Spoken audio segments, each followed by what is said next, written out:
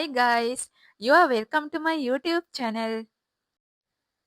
අපි අද මාදුගඟේ boat Safari එකක් යන්නයි මේ යන්නේ. අපි මේ ඇවිත් ඉන්නේ නම් හයිවේ එකේ තියෙන සර්විස් ඒරියා එකට. යන ගමන් මට චුටි බඩගින්නක් ආවා. ඉතින් අපි කන්න මොන හරි ගන්න තමයි මෙතනට ආවේ.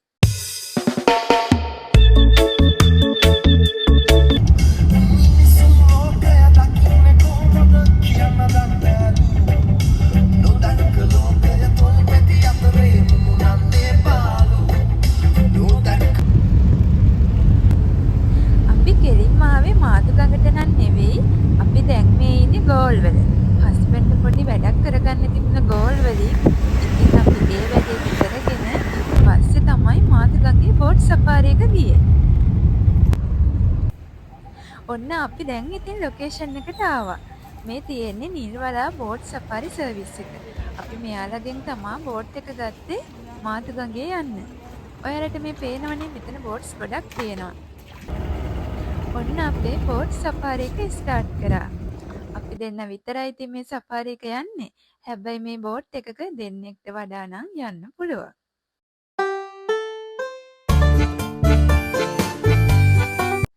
මේ සෆාරි එක පරිස්සමට අපව එකගෙන ගිහිලා ආයෙත් එකගෙන ආපු කෙනා තමයි මේ ඉන්නේ. කඩොලාන වලින් හැදලා තියෙන පළවෙනි ලැබුම් එක ඇතුලෙන් තමයි අපි මේ යන්නේ. මේක අපිට අලුත් එක්ස්පීරියන්ස් එකක්. විශේෂයෙන් මතක් කරන්න ඕනේ අපිට ගයිඩ් කරපු කෙනා ගොඩක් විස්තර කියලා දුන්න මේ මාදුගඟේ බෝට් සෆාරි එකේදී.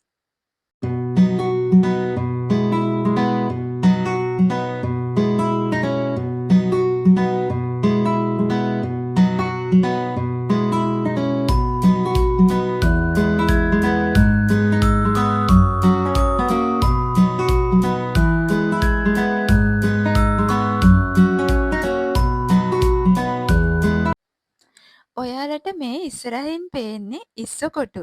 ඔයාලා අහලත් ඇති ඉස්සකොටු ගැන. සමහර විට දන්නේ නැති වෙන්නත් පුළුවන්. මේ ඉස්සකොටු වලට රාත්‍රී කාලයේදී තමයි භූමි තෙල් ලාම්පු පත්තු කරන්නේ. එතකොට රාත්‍රී කාලයේ තමයි මේව ඇතුළට ඉස්සු එන්නේ. මේවායේ කාමර විදිහට කිහිපයක් තියෙනවා ඇතුලේ. මේ කාමරවල අන්තිමටම තියෙන කාමරයට ගියාම ඉස්සන්ට ආයෙ එළියට එන්න බෑ. ඒ වගේම ඉස්සු පළදාව හැමදාම එකම විදිහට තියෙන්නෙත් නෑ. දවසින් දවස මේ ඉස්සු පළදාව වෙනස් වෙනවා.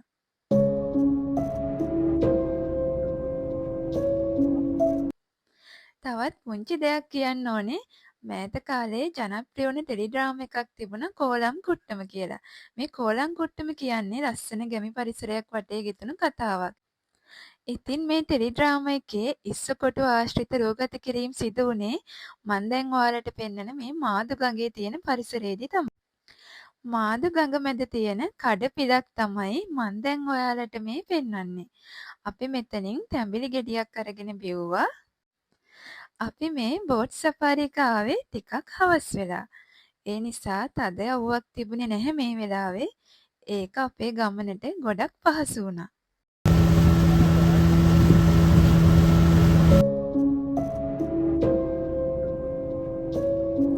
ඔයාලට මේ පේන්නේ ෆිෂ් තෙරපි කරන ස්ථානේ. හැබැයි අපි දැන් නැවතුනේ නැහැ මෙතන. අපි එතනට ගියේ එන ගමන්. කොහෙද බලන්නකෝ අපි දැන් මේ නවතින්නේ. මේ තියෙන්නේ කුරුඳු දුව. මෙතනට කුරුඳු දුව කියලාත් කියනවා. කුරුඳු දූපත කියලාත් කියනවා. අපි ගිහින් බලමුකෝ මෙතන මොනවද තියෙන්නේ කියලා.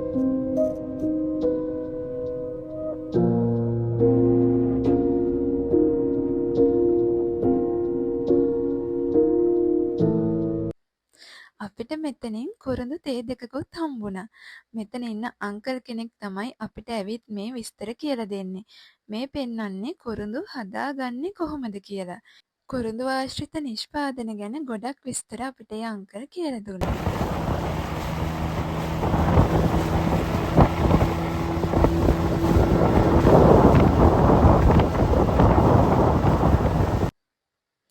කුරුඳු දුවෙන් අපි කුරුඳු කුටු පැකට් එකකුත් ගත්තා. මේ පේන්නේ නුරුගල පන්සල. නුරුගල පන්සලට ගොඩබිම පැත්තෙන් එන්නත් පුළුවන්. නුරුගල පන්සල තියෙන්නේ දූපතක නෙවෙයි. අපි ඉතින් මෙතන නැවතුනේ නැහැ. බෝට්ටුවේ ඉඳගෙන වැඳ පුදාගෙනම ඉස්සරහට ආවා. ඔයාලට මන් දැන් එක දූපතක් පෙන්නුවා. ඒ තමයි කුරුඳු දූව. මාදු ගඟේ දූපත් 64ක් තියෙනවා කියලා තමයි අපිට කිව්වේ. මේ ඈතින් පේන්නේ මාදුව පාලම. මාදුව පාලම කියන්නේ මේ ගම්වල ඉන්න මිනිස්සු එයාලගේ එදිනෙදා ජීවිතයේ ගමනාගමන කටයුතු සඳහා එගොඩ මෙගොඩ යන්න අදටත් භාවිතා කරන පාලම.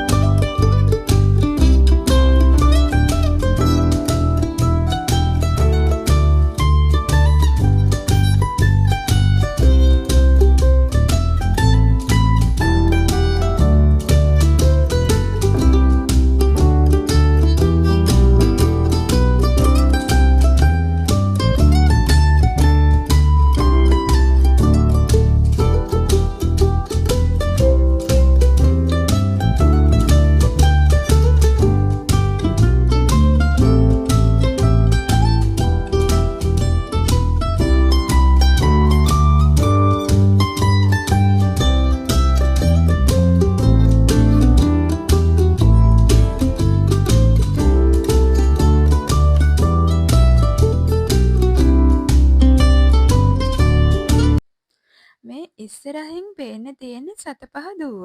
එහෙමත් නැත්නම් සතපහ දූපත.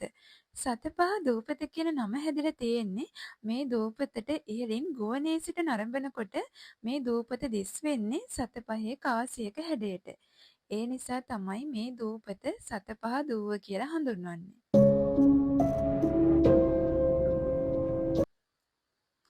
මේ තියෙන්නේ තවත් එක දූපතක්. මේ මාදුගඟේ තියෙන දූපත් 64 අතරින් සමහර දූපත් වලට පාරම්පරික අයිතීන් තියෙනවා.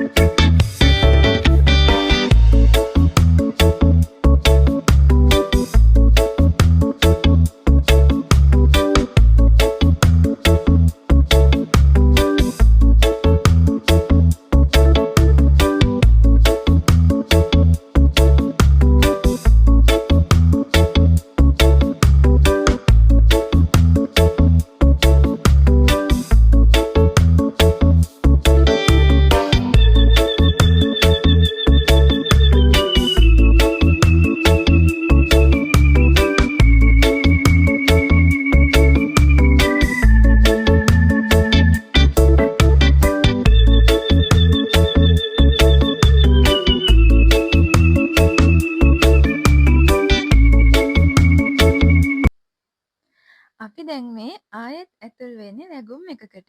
මේ තමයි මාදුගඟේ තියෙන ලොකුම ලැබුම් එක.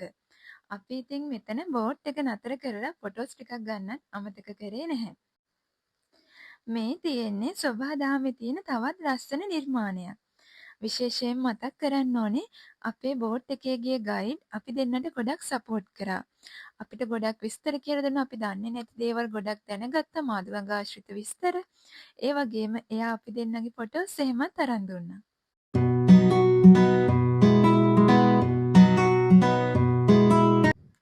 බලන්නකෝ අපි මේ කඩපිලට යන්නේ ඇයි කියලා.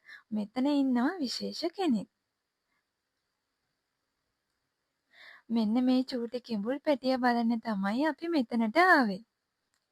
අපි ෆිෂ් තෙරපි වලට ගියා එන ගමන් ඒත් වීඩියෝ ක්ලිප් එකක් ගන්න බැරි වුණා. මගේ ෆෝන් එක ඔෆ් වුණා.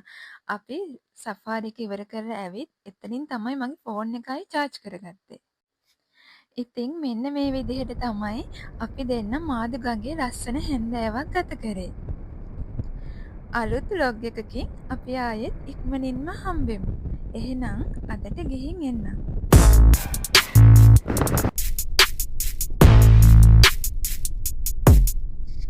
Love you all. Stay happy. See you soon.